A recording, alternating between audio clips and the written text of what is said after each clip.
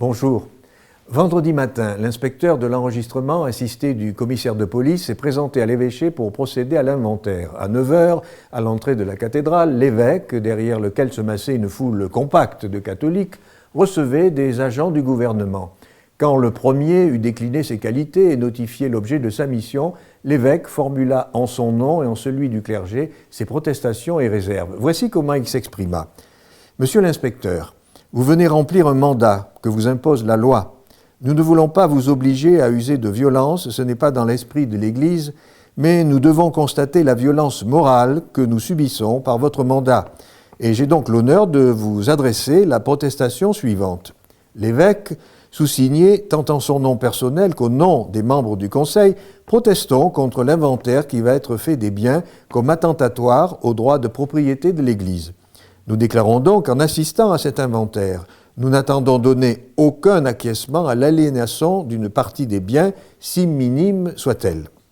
Monseigneur l'évêque, à l'époque de l'ouverture de la cathédrale, ayant sollicité des dons et en ayant fait lui-même, a été chargé par la plupart des donateurs de faire toute réserve en leur nom, prêts qu'ils sont à revendiquer la propriété des objets donnés si on tentait de les détourner de leur destination première. Aussitôt après, Monseigneur se retira, laissant les opérations se poursuivre devant le clergé paroissial. À ce moment, la nef centrale de la cathédrale était remplie d'une foule attristée, chantant des cantiques dans le calme le plus absolu. À la surprise générale, monsieur l'inspecteur déclara que ces chants l'incommodaient et qu'il ne pouvait procéder que dans le plus complet silence. Il déclara se retirer et sortit accompagné de ses adjoints. J'ai retrouvé ce texte dans les archives du diocèse. Il relate la réquisition des biens d'église en 1906. Je me suis demandé si la ministre de l'Égalité des territoires et du logement envisageait un scénario identique à propos des locaux d'église qui seraient, dit-elle, disponibles. Personne ne nie que nous avons toujours des efforts à faire pour venir en aide aux plus défavorisés. Mais s'il y a un domaine où l'Église n'a pas de leçons à recevoir, c'est bien celui de la solidarité.